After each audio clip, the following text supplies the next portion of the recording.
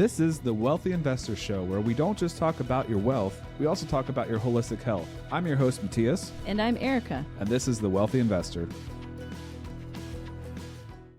Welcome back to the Wealthy Investor. We had our first no-show. I'm not sure if there's a scheduling conflict to be determined. I hope to have that person still on the podcast. But you know what? It's a good opportunity for us just to talk a little bit. And we have a lot going on, kind of per usual. I think anybody that's working 2 jobs or like 6, whatever. How many jobs do we have now? Is it 6? Who knows? And have children. We have 3 dogs, household to run, all that kind of stuff. Probably feels like they have a lot going on. So, yeah, we can talk a little bit about the investment side. You want to do that? Mm-hmm. I was going to say, too, it was a really busy weekend. I think we had something planned every evening, morning, and afternoon. Yeah. And so when our guest didn't show up this morning, we realized it's also a nice opportunity for you and I to talk to each other. So we're going to record our planning session. When do you think the cleaner could come? Yeah, next? Right. We haven't had a chance to talk through some of the investment stuff going on our end either. It usually happens at 6 o'clock in the morning when I'm really tired and I don't really want to have that conversation, or in the evening when Matias is really tired and he doesn't want to have that conversation. So right now is it's a really nice middle ground, so we can just run through what is going on with our properties. Do you want to start with Green Street? Sure. So we have a house that we are kind of both attached to. It's an older house, blanking on when it was built, maybe 1950s. I don't remember either. I'm not sure. It's really cute. It's a cute house. It's a really good location. Our downtown has been revitalized. When I was a kid growing up here, there was nothing really happening downtown. And now it's kind of like a restaurant and bar and brewery kind of mecca. It's a foodie kind of culture. No chains are allowed to be there. So it's just kind of developed natural, really good businesses that have to be good to make it, basically. And so we have this property that's close by there. It's a great little spot that we, again, are attached to. We want to keep. The problem is the interest rates right now are high. I don't know if you've heard of this, but the interest rates are pretty high. I think we will be able to get an adjustable rate mortgage. We kind of choose how much it adjusts. So it could be every year that it adjusts, and that might be a smart move right now. I think we can also flip that product into a longer arm. So like if interest rates come down, let's say they get into the 5s, and we want to lock that in for 5 years or something like that, I think we have some options there as well without doing a full out refinance. So anyway, so we're getting it at about 8.14, I think is the last we got quoted, which is high. I think that's like double our first burr we did. Our first burr is like 4 point something, and that one was amazing. So a burr, again, is a buy, rehab, refinance, rent, and repeat. And with that one, we got, we invested maybe about $140,000 between the purchase price and the rehab, and we were able to get everything out. And that one's currently renting for $1,600 some a month, and so that cash flows very well. I mean, that's like $800 a month almost in cash flow. So that one's awesome. This one is going to be like maybe break even, and we have to get at least $1,800 a month to be able to make this one work.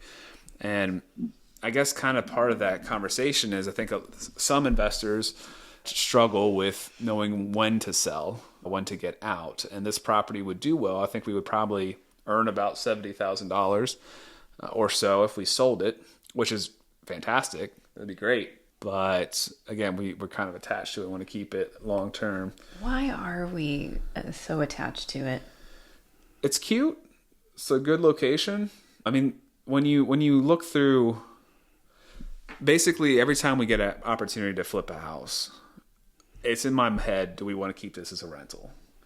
And it's what's the number one thing about real estate? It's like location, right? I mean, this is an awesome location. We are an appreciation heavy area. So our very first house we bought to live in has appreciated almost double from when we bought it. Not quite. We bought it for like 140 something. It's probably worth over 250 like $260 or so if we had it fixed up again. But and that one's pretty close to downtown, but this new one is even better, in a better location. So like it should do well over the next 5+ years. And I don't think we'll regret it long term, but it is going to be a little bit of, working for free for a little bit. I mean, I haven't been attached to a property that we've bought in a while.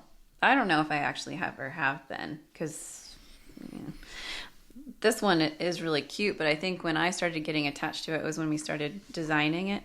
Yeah. Like the inside, and I started putting together a board with the different colors and thinking about how we wanted to decorate it or style it, and I got excited about some wallpaper in the bathroom.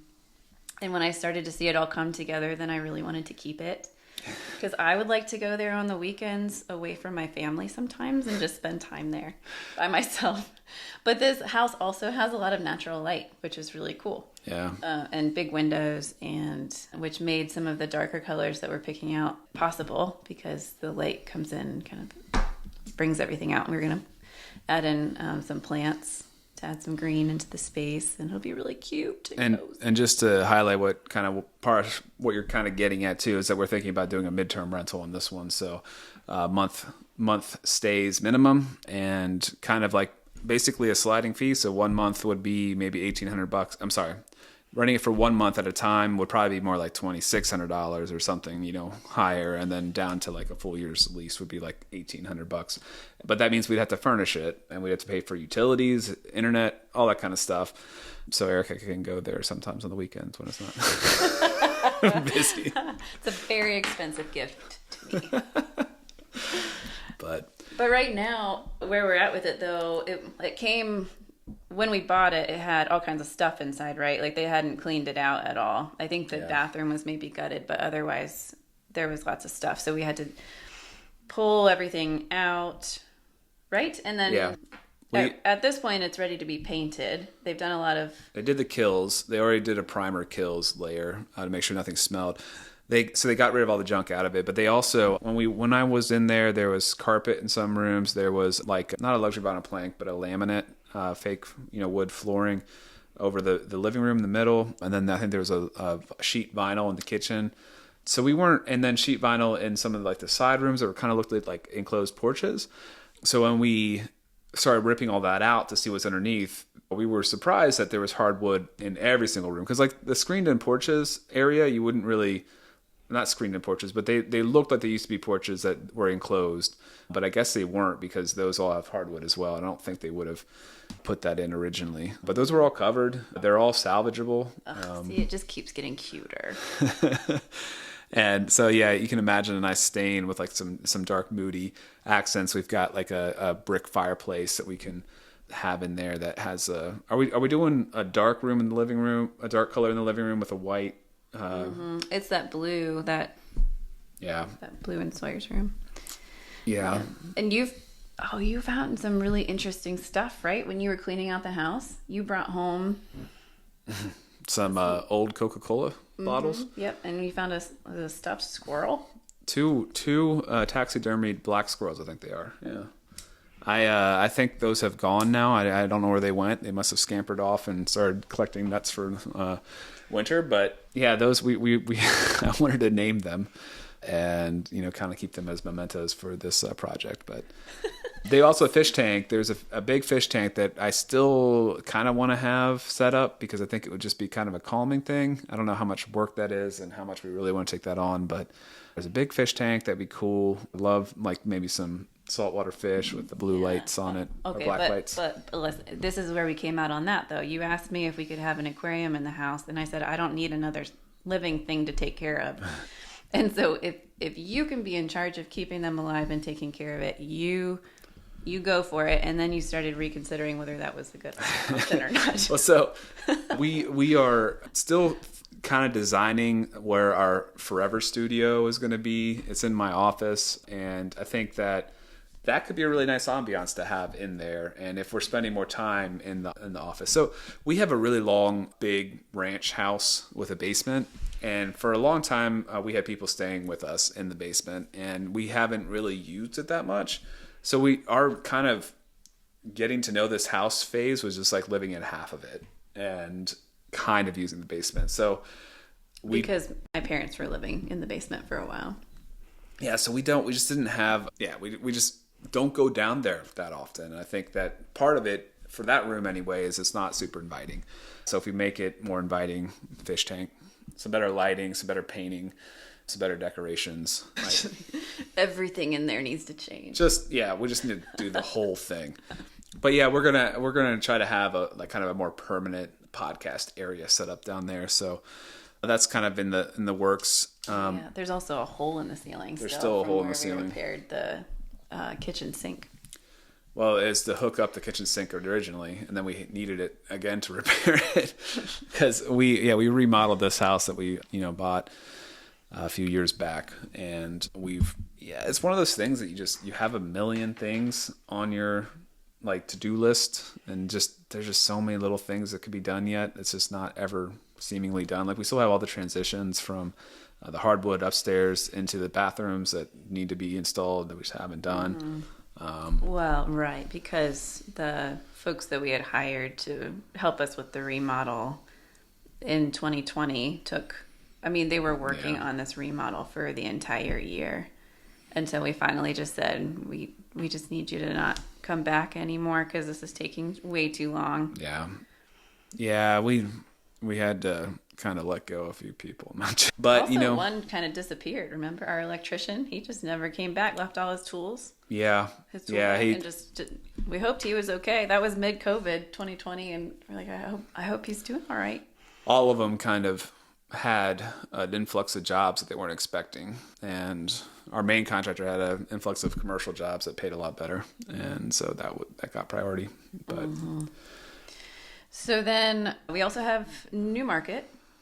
Yeah, so we have a double wide. This has been a saga. So we have a double wide that currently we were not able to find a VIN number, like your car. We're not able to find one to be able to find to be able to get the title and basically relinquish the title, saying that it's no longer a vehicle, it's on a permanent foundation, so that it could be financeable.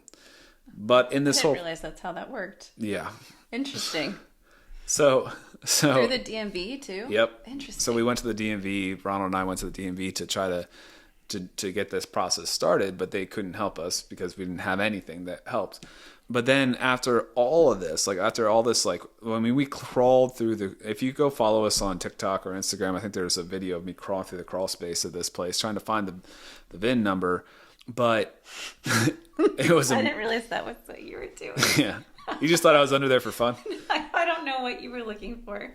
You just sent me this picture of you in this, tiny space that you were pulling yourself through to get back. And then you left your AirPods under there. Yeah. You had to go back at night by yourself in this crawl space to go find them. At night when I put the kids down, I often like to have my AirPods so I can listen to something while they're trying to fall asleep. And I try to find my app, it says they're still in Newmarket. And I'm like, oh no, it can't be under the crawl space. Please tell me it's not under the crawl space. I drive there, get there, it doesn't connect. I can't connect it with my phone for some reason. I thought it could also be inside because I changed inside. It could have fallen out on the outside. So I couldn't find them. They wouldn't connect. And I was like, oh crap, I'm here. I might as well get under this crawl space. And so I crawled through and I found them in the middle. They weren't quite at the very end where it gets really, really shallow, or there's not much space back there. You are braver than I would ever be. I would not step foot underneath that crawl space, especially at night. Did you see any eyes? No, I did not. I didn't look too hard. I did. Yeah. No, but so that was fun. But the whole purpose of that was, again, we tried to get the title. And so we struck out everywhere trying to get this title. And it's so silly because we need the title to be able to say that we don't need a title anymore. It's the dumbest thing ever, right? Can we prove in another way that this is on a permanent foundation, that we don't need a title anymore, instead of having to get the title, file for a lost title, to relinquish it, to give it up, to then be able to finance it. But So then, after we found out that that's not a possibility, that we couldn't find it anywhere, we were coming up with dead ends everywhere. I talked to another lender, and they're like, well, the trailer's too old to finance anyway. So it was totally pointless. And we spent a lot of time trying to figure that out. So we have in-house loan options. We basically need somebody to be able to put 10% down, and then they can get a pretty good mortgage. So that's like the hope, to sell that one and get that type of loan set up.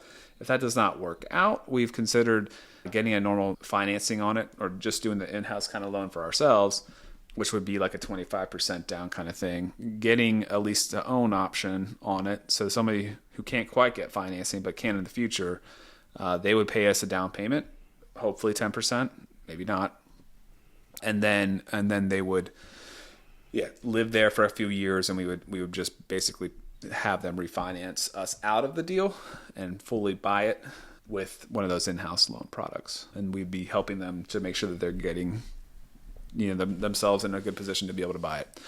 So that's plan B if this doesn't work out, because it's not getting a ton of activity right now, unfortunately. Mm-hmm. This property has needed some problem solving from the very beginning, because when we first bought it, somebody was living in it, right? Yeah. Who had claim to the house, right? Or so they said. They kept saying they were doing a rent-to-own option, and they had made payments. They had made, there was probably $30,000, maybe not quite, $20,000 of like them having made payments towards the past owner, that they had some skin in the game from a few years of payments. Mm-hmm. And I don't know if it was, if drugs were involved. It kind of seemed like it when we were there, but for some reason she stopped making payments. And very hostile, very paranoid person that we had to evict, because at the end of the day, she didn't sign anything that said she had ownership. There was no title transfer, no deed. And so, at the end of the day, she wasn't making payments. The owner wanted out and didn't want to have to deal with that. And that's why we got a good deal on it. And so we took it on. We had to evict her. Mm-hmm. That was our first involvement with court too, right? Yeah, we hadn't had to do an eviction before. So that took a while. That was a pain. It was kind of a weird, nuanced situation. But finally, of course, when it came down to the very we offered to buy her out. We offered to give her cash for keys. Like, if you just leave, we'll pay you some money so you can go somewhere else. Because if you don't, you're just going to get kicked out. And it's going to be worse for you. It's going to take longer for us. That's why we're offering this to you. But no, didn't want anything to do with it. Then right before the court date, she wanted like double what we had offered her in the beginning. So we said, no, we got to this point. Like, we're just going to see it through now. And then, long story short, the judge says, yes, you need to leave. Like, this isn't your house. You have no rights to this place. You will need to be evicted. You're not paying rent. And so she had until a certain date to move out. And of course, as soon as we arrived there with the cops were going to help, get her out, and we were going to replace the locks. She hadn't done anything. Like, she hadn't moved any of her stuff out. So she was like frantically getting stuff together. The cops were already there when we arrived, trying to get her stuff out of the house. Like, it's just like, help yourself. Like, you know what I mean? Like, we tried everything we could to be humane and kind about this process. Mm-hmm. I remember you and Ronald gave her every opportunity to have this be more of a collaborative solution that would not just put her out of her home, but help her transition out. And I remember you saying to her, I think this is this property, that you were saying, if you do have papers, please let us see them, because we don't want to take your home from you. So if you have rights to it, we want to know that. Right. Yeah. And she couldn't produce any. Because she was too paranoid to actually sign anything. Like, I don't think she actually ever signed a contract with the owner. And so it was a mess. It was a mess. But then we got into the remodeling, and that's a double wide in theory. But we gutted and redid everything. We re-drywalled. And so if you re-dry a double wide, if you put drywall in a double wide, you can't use what they have. They have like really small, it's really thin wood that they use instead of the 2x4s. And that like sheet stuff that hangs up, is not as heavy as drywall. So in order to put drywall in, you had to actually frame it. So that thing was like reframed. So it's a house now. And it's, it's not a vehicle anymore. Yeah, it's got the permanent foundation. Still sits. There's still piers there, and there's still the metal, the beams underneath. So you can tell that it still was a double wide. But I mean, in all intents and purposes, it's been completely changed into a brand new house, and we're still going to be stuck with this problem of like not being able to sell it normally, even though this is probably better than. It's a cheaper option. It's a better option than like most people could get anywhere. So, yeah. Do you have before and after pictures inside? Yeah, we got some. Yeah, post those so you can see it. It's a big difference. But so now we're at the final stage. I mean, I think in December we would be 2 years into this project. So it's been a long one. It's been a lot longer than normal, and we've floated everything. We don't have any liens on this property, so we got a lot tied into it, and we're ready to move on. Yeah, you and Ronald have had a lot to bond over this one.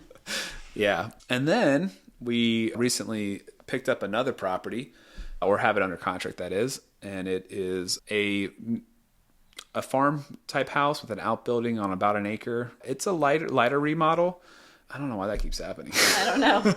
Neither one of us are thumbs upping. But apparently their computer, if you're seeing this on video, you know we're talking about it. But if you're not, then we keep getting thumbs up on my face, but I'm not doing thumbs up. Yeah, tell me about this property because I don't know anything about this one. I know we're under contract with one. I didn't know it was a farm style or farmhouse style. Yeah, we've come a long way, haven't we? Mm-hmm. So we bought this with a partnership, and it is, it's a farmhouse in a town close by, like 20, 30 minutes away. And it is a light rehab. There's a couple things that could be more expensive, maybe, but nothing that really indicates anything too severe. Like, it's about ready for a government loan as it stands, if that gives any indication. It's on a septic, so that's always a risk. There's a well, so that's always a risk. But everything seems to be working properly. There's no complaints. There's a decent sized outbuilding, and again, an acre. So like it's a cool property. We'll see what happens with it, but we're hoping to turn it around quickly. Not maybe do a little bit of clean out if we need to, maybe do a little bit of touch up stuff, cleaning or power washing, that kind of thing. And then just selling it, and hopefully we can, realize it'll still be a good gain for somebody else that wants to live there, but we could get a little bit of a profit off it and not risk as much. Because if you if you end up putting $50,000 more into a property to sell it, you're risking that $50,000. So, man, that's like the opposite process from New Market. Let's just buy it, put some paint on it, make it look nice. Yeah, get out of there. Well, and this one also had a tenant in it, but we don't have to get rid of them, so they are already out. And we'll be closing this month already, so I think hopefully that will be a good one. But those are our three main projects right now. Yeah, that's great. Yeah, and in between all of those, like Matias and I have been trying to touch base on like deciding paint colors for Green Street. That was like a week-long process where the majority of that conversation was just like, hey, do you want to decide on paint colors today? Hey, do you want to decide on paint colors this morning? Hey, I think we should choose paint tonight, for like 5 days. Yeah. And then we ended up doing it. Wasn't it over breakfast? Yeah, whenever we actually sat down to do it, it was fast. It was, but I think it was in between where all the kids were home. We were sort of like helping somebody and then coming back and looking at a paint color and then helping somebody else and then coming back. And so, the decision making together is just really difficult. Yeah. I mean, I think we are fortunate to have these podcast times. This has actually been a really cool kind of bonding thing that we're doing together. It's been fun to, again. You got your thumbs up again. Yeah. I mean, I guess the algorithm agrees. Very fun, yes. But that's not like we get to like plan those kind of things, you know what I mean? So yeah, no, it's hard, and I don't know about you, but for me, I have to go through a little bit of a creative process in my mind before I can choose a color, because I made that visual wall of like the mood and the color schemes and what would look good together and thinking through the property, and so I couldn't come up with a final answer until I had moved through all of that in my head. I don't know if your process tends to be different, but you seem to just be able to pound out. Yeah. what you want. No, I mean, I think if it's just me, it may not have had as much. I think the end result will be better, but I will typically just make calls and try not to slow down the process too much because, time's money at a certain, to a certain degree. We also, by the way, locked ourselves out of that house. Out of green? Yeah. Oh. Yeah. Wait, currently? Yeah. Oh. How are we going to get back? I don't know. So I think our contractor is going to find a way in. But yeah, no, he thought I had the key. I thought he had the key. And I think I probably took it in and then locked the door behind me. Oh, Lord. And we just have one key?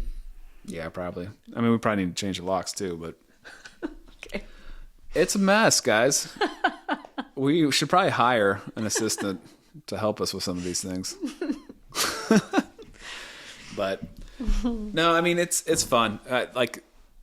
I try not to get bogged down with the small stuff. I mean, I think that's like one of the keys to happiness with like kids and stuff is like, you can't like you got to be like, okay with the chaos, like kind of like just go along with the ride for a little bit. Cause if you have to have everything perfect and, in line, it's really hard with kids. Mm-hmm. Well, especially in the summer too. We have a lot of fun things planned and coming up. We have the local music festival this weekend, Thursday to Sunday, that we'll be camping. And so we're getting ready for that. And this last weekend we had Father's Day, and then there was like a downtown festival all day. We had Sawyer's birthday party in the morning on Saturday, and then Friday we had friends over for dinner, and all really great fun things. But it's just chaotic, which is totally fine. Yeah, I'm good with the chaos. I mean, it gets to us eventually too, but I mean, for the most part, we do pretty well, just going with the flow. This weekend also was, and this past 2 weeks, these 2 weeks, like this week now and the past week, have been big opportunities for drinking. So I think every day this week, like I had Friday, Saturday, Sunday, Monday, all today, all the things like that were alcohol opportunities. And then next week we have this festival, which usually, we have some drinks every day. And I've been tracking how many days out of the week I drink. I'm trying to make more days that I don't drink during the week than the days that I do. And so these kind of weeks get a little bit tough to make that all work out. Because the weekend before last weekend was vacation. I mean, Right. We went to Chincoteague. Right. So we had alcohol there too. And I think, it's just like we both like to get in the routine of things at home and not have alcohol and like just feel great the next morning. We just sleep better. We work out harder at the gym, and those are all important things to us. So like, it just feels really good. And then, but at the same time, like we're not trying to like, we're still trying to have a social life with, these kind of events, going on vacation, that kind of stuff. There's times that's nice to have a little alcohol. But it's interesting how like it seems like that's a pretty, I wouldn't know if I would call it a fad, but a bit of a movement maybe to not drink as much, or to I think a lot more than it was. That seemed to be something that came up post-COVID, because I think a lot of people struggled with drinking during COVID. Yeah. And then afterwards is when a lot of the beers started coming out with a non-alcoholic version. It used to just be O'Doul's. That's right. And now you have Athletic Brewing. We have the non-alcoholic Coronas, the non-alcoholic Blue Moons and Guinness. And so they have quite a few options now. I still have not found a non-alcoholic wine that tastes good. Yeah. But the beers are pretty good. Pretty good. Especially if you want something cold and refreshing, then you kind of have more of an urge to drink beer, but you don't want the alcohol to go along with it. Yeah. No, it's been really nice. Like, because I think something about having a beer when I come home from work is really nice and refreshing. And one of those Athletic Brewing, like I love IPAs. I'm a basic white boy. And I love my IPAs. And that one is really, really, really good. Like I think it's probably like one of my favorite IPA flavors. It just happens to be non-alcoholic. So that's really nice. I've gone down a bit of a rabbit hole as I do. I tried a few different things. Little Saints non-alcoholic like tequila kind of drinks, and then a fake tequila thing that just has mushrooms in it. That's okay. It's not good. It's not good. It's okay. I had some last night I didn't want to drink, and I had a glass like it was some ice and a little bit of lime juice, and it was something to drink on. I think it gives you a bit of a mushroomy feeling. If you've had lion's mane, you might understand what I'm talking about. So that was okay. And then I actually got the ketahol. I got some ketone. I think. Oh yeah, I haven't tried those yet. I forget what the brand is, but so basically instead of alcohol, it's ketahol. It's supposed to like give you something like ketosis that's supposed to make you feel better, but also give you a bit of a buzz. So I tried that. It was okay. I don't know. Mm-hmm. You're supposed to have an empty stomach. It's going to help make you feel the effects better, I guess. I mean, I know that's true for alcohol too, but like I think for this, it's like ketosis is often if you are at least don't have carbs. I think it's where if you just have fat and protein, then you can get into ketosis more. So anyway, that's been interesting. I don't like pina coladas. They suggested you start there because it's got a strong flavor and some of the other ones. And so I don't like those really, but maybe I'll try the other one. They're also really expensive. They're like $6 for one. Yeah. Which is not bad if you're going out, and that's kind of the justification. If you just want something a little bit more than your non-alcoholic beer on a day you don't want to drink, maybe this would be a good option, but it's probably going to be just not something I continue buying. Mm-hmm. I don't know about you, but I definitely notice I sleep so much better if I don't have alcohol the night before. Yeah. And I think the biggest thing for me, well, first of all, like I feel like I can perform better in the workouts, and I am a much more patient parent. Yeah. The next day. I mean, even if, and I'm not talking like drinking to excess even. I'm even talking like for me, like a glass or two of wine. And the next day I notice I'm just more irritable, or I probably because I didn't sleep as well the night before. Right. And I can't just tolerate the chaos around us as much. But since I haven't been drinking hardly at all, I just feel so much better. And even if things aren't going well, or the kids are crying, or whatever is happening, I feel okay in the moment. I don't feel like I have to take as many breaks. And man, that's really hard to like want to drink and knowing that it's going to take that part away. Yeah. No, I think one really key thing for me was I've always struggled with sleep my whole life, really. And I think that when I would not drink and when I would drink, I don't think I would feel much different in the morning. But I've found something like, I don't know if you have listened to Dr. Andrew Huberman, he's got a sleep toolkit or sleep podcast that just covers kind of all the sleep hygiene stuff, but then also supplements that would help you sleep more naturally. Like melatonin is not recommended because it's a hormone. So things like magnesium are in it, and GABA. But anyway, so I tried a whole concoction, ordered off Amazon, maybe not the best quality ingredients, I'm not sure, because it helped my sleep, but it wasn't amazing. But then I got this early bird. I got Instagram suckered into an Instagram product. I tried the early bird, which is a morning cocktail at first, and then they have a nightcap cocktail that has basically all the things that Andrew Huberman recommended. So I was like, oh, instead of buying more of these products, this is going to be about the same amount of money anyway.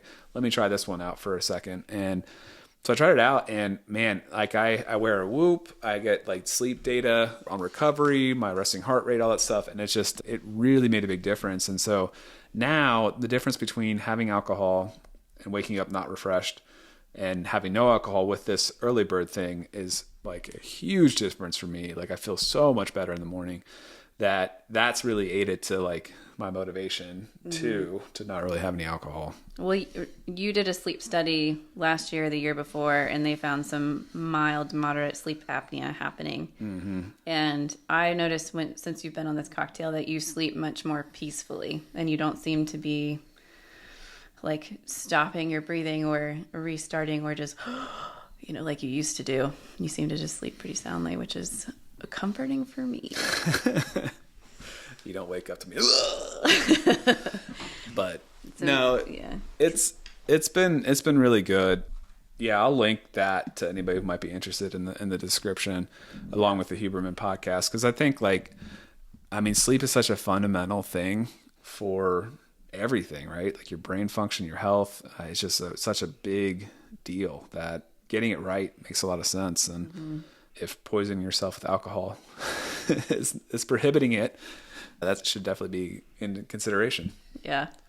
I love when we talk about things like this because as people, tune in more and more and more, I think it becomes very apparent who's high maintenance and who likes to try all the new things and likes to have all the new gadgets, and then who tends to just chill. What? All right. Yeah, I did like a personality test here recently, and I was circling everything. It was a disc assessment. I was circling everything in one category. I was like, I'm definitely this type, this type, this type. And then it said, one of the things was dramatic. And I looked at my colleague and I was like, I'm not dramatic, am I? You could be a little dramatic. Who was that? Chad. I'm like, all right, thanks, man. All right, fine. Oh, it's funny. But yeah, I got suckered into I like to go my deep dives with supplements and all that kind of stuff. Yeah. Always looking for the next thing. If you got something, let me know. But anyway, I hope you all enjoyed our musings instead of our scheduled guest. So hopefully we can get that person rescheduled. It might have been a time zone mistake. But we look forward to more conversations and spending this time together. It's been really nice to talk to you. Yeah, you too. Love you all. Thanks for listening to the Wealthy Investor Podcast, where we talk about wealth and holistic health. If you enjoy our content, subscribe wherever you get your podcasts to hear new episodes every Thursday. If you really like our content, you can follow us on social media at The Wealthy Investor, wealthy spelled W-E-L-L-T-H-Y.